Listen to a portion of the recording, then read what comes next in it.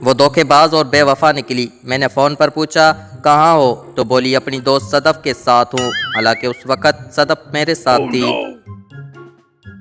शोहर बीमार था, बीवी ने खून की बोतल दी।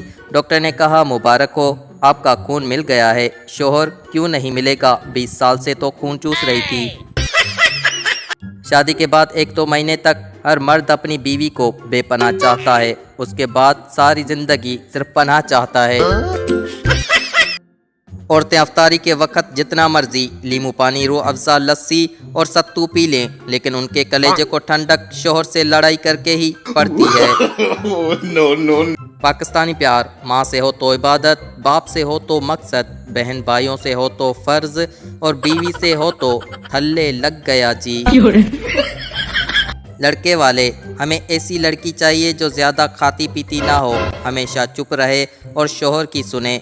लड़की वाले, ऐसी लड़की तो आपको सिर्फ आईसीयू में ही मिलेगी। पेट्रोल पंप से 21 किलोमीटर दूर एक आर्मी के ट्रक का पेट्रोल ख़त्म हो गया।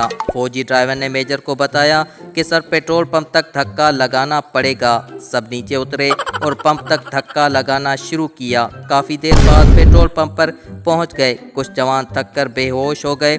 फौजी ड्राइवर ने पेट्रोल डलवाना शुरू किया तो मेजर ने कहा कि पीछे ड्रम है, उसमें भी डलवा लो। फौजी ड्राइवर, सर वो तो फुल है, इमरजेंसी के लिए रखा हुआ है। मेजर भी बेहोश।